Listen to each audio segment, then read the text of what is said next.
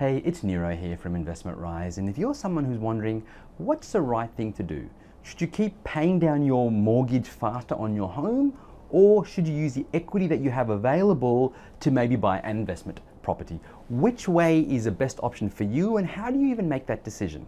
Well, if that's a question you're wondering, I really hope this video gives you some clarity because I want to look at some numbers here, okay? Now, the first question though to ask is, regardless of how much equity you have in your home, you need to confirm that you have the borrowing capacity to buy an investment property in today's lending environment, okay?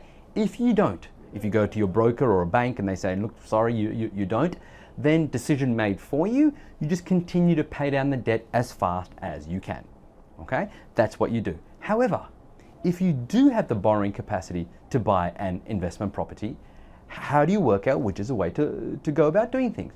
Well, let's look at a situation here just to make the numbers easy for you, because ultimately it comes down to your appetite for risk, because yes, all investing carries risk, but secondly, it comes down to the numbers. All right, so let's look at that. Number one, let's just say, for example, you can tap into equity of $100,000 on your home, okay? Now, the moment you take out equity out of your home or money in your offset account or however you've got your loan structured, there's going to be interest cost associated with that, okay? And let's just say, to keep our numbers easy, let's assume the interest bill on $100,000 is 5%, okay? Which means that you now have a cost of $5,000 per year, per annum, or in interest. That's what it's costing you. Okay, so great, you've got this cost, okay? Now what do? Well, you can take this $100,000 and potentially buy a property, sorry, I failed art school, of $450,000, or thereabouts. Okay, so you can use 100 grand for your deposit, your stamp duty, your legals, and then you borrow the remainder to get up to this $450,000. Okay, so you essentially borrowed 100% of the purchase price plus the costs by first using the equity in your home and obviously using your borrowing capacity. Great. So now, how do we work out if you've made the right decision? Okay. Well, first of all, let's just assume that you don't necessarily do your research all that well. Okay, and you buy a property that only rises in by about 5% per annum. Okay, so plus 5%.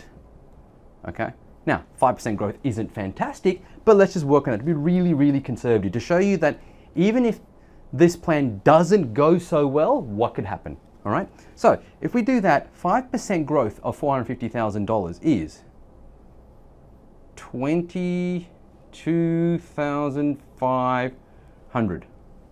Okay, that's how much the property would go up. That's just at 5% growth. So hold on a second.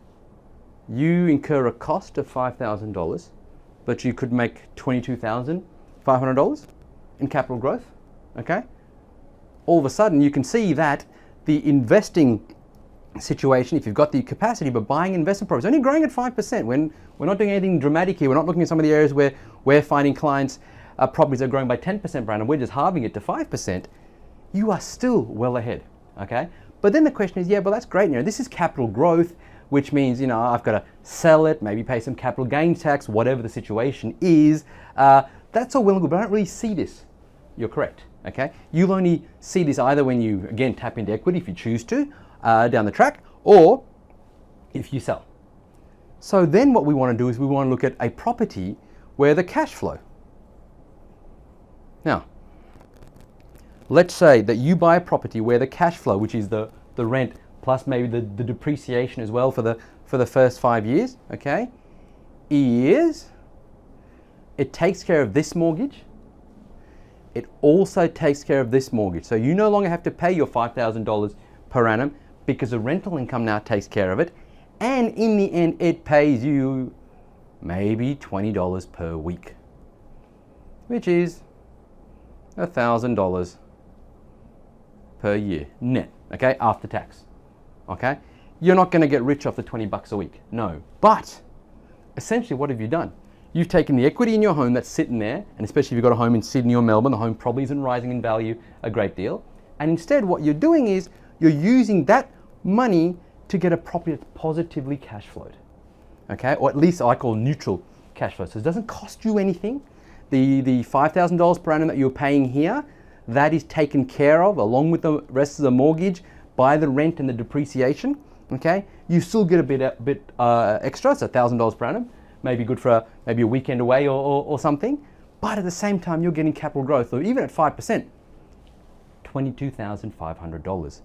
If, however, you manage to find a property that grew by 10% instead of $22,500, you'd be making an extra $45,000 per annum without hurting your cash flow or your lifestyle, because the property would take care of itself.